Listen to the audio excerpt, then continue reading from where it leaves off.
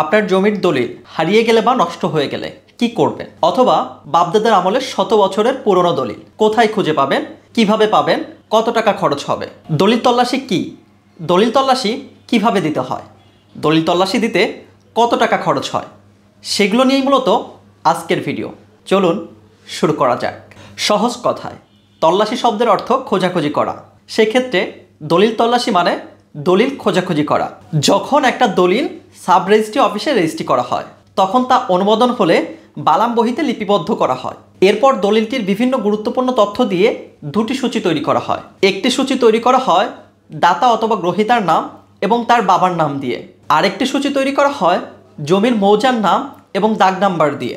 Officially এই সমস্ত কাজ সম্পূর্ণ হওয়ার জন্য দলিলটি একটি নির্দিষ্ট সময় পর্যন্ত সাব রেজিস্ট্রি অফিসে জমা থাকে। এই নির্দিষ্ট সময়ের পর গ্রহীতাকে দলিল প্রদান করা হয়। এই দলিল যখন কেউ হারিয়ে ফেলে কিংবা নষ্ট হয়ে যায় তখন তার সার্টিফাইড কপির প্রয়োজন হয়। তখন রেজিস্ট্রি অফিসে গিয়ে নির্দিষ্ট পরিমাণ ফি পরিশোধ করে সেই দলিলের সার্টিফাইড কপি সংগ্রহ করা হয়। এবার চলুন জেনে নেওয়া যাক দলিল তল্লাশি কিভাবে দিতে হয়।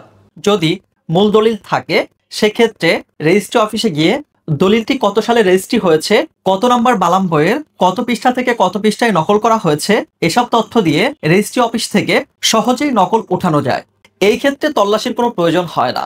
এটা তখন প্রয়োজন হয় যখন একটি জমির দুজন মালিক দুটি দলিল নিয়ে হাজির হয়। সঠিক দলিল যাচাই করার জন্য এই পদ্ধতি ব্যবহার করা হয়। এবার মনে করেন বাপদাদার আমলের পুরনো দলিল খুঁজবেন। সেক্ষেত্রে আপনার কাছে যদি দলিলের কোনো প্রকার তথ্য না থাকে তাহলে দলিলটি কত সাল থেকে কত সালের মধ্যে সম্পাদন করা হয়েছে, দলিলের দাতা ও গ্রহীতার নাম দিয়ে তল্লাশি দিতে পারেন। এবার আসি দলিল তল্লাশি কোথায় দিতে হয়। মূলত দলিল তল্লাশি দিতে হয় আপনার এলাকার সাব রেজিস্ট্রি অফিসে গিয়ে। যদি অনেক পুরনো দলিল হয় এবং দেখা যায় আপনার বাবা অথবা দাদার দলিল যখন রেজিস্ট্রি হয়েছে তখন ওই এলাকায় কোনো সাব রেজিস্ট্রি অফিসই ছিল না, তখন আপনার এলাকার জেলা রেজিস্ট্রি অফিসে দলিল তল্লাশি দিতে হবে। যদি জেলা রেজিস্ট্রি অফিসেও তল্লাশি দিয়ে দলিল খুঁজে না পান সেক্ষেত্রে ঢাকার তেজগাঁও ভূমি অফিসে তল্লাশি দিতে পারেন। এবার আসি দলিল তল্লাশি দিতে কত টাকা খরচ হয়।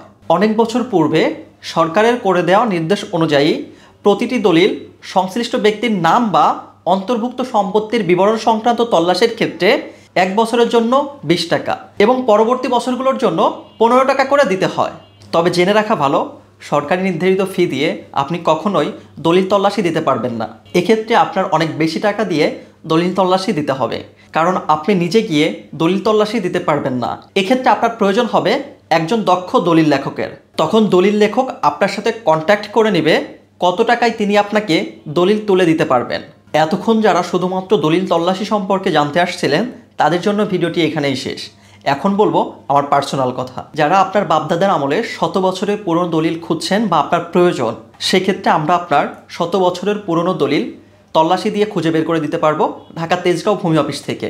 কত টাকা লাগবে সেটা নির্ভর করবে আপনার কত বছরের পুরনো দলিল এবং কত বছর থেকে কত বছরের মধ্যে তল্লাশি দিতে হবে এবং আপনার দলিলের ইনফরমেশনের উপর। তবে অবশ্যই অন্যান্য মানুষের থেকে বিশ্বস্ত এবং কম টাকায় আমরা করে দেওয়ার চেষ্টা করি। সেক্ষেত্রে আপনাকে কত সাল থেকে কত সালের মধ্যে দলিল তল্লাশি দিতে চান, দাতা এবং গ্রহীতার নাম, আপনার এলাকার নাম, আপনার মৌজার নাম, জমির দাগ নাম্বার ইনবক্সে মেসেজ করতে পারেন। এছাড়া ভিডিওটি যদি আপনার ভালো লেগে থাকে তাহলে শেয়ার করে টাইমলাইনে রেখে দিন এবং অন্যদেরকে দেখার সুযোগ করে দিন এবং আপনি নিজেও সেভ করে রাখতে পারেন পরবর্তীতে দেখে নেওয়ার জন্য।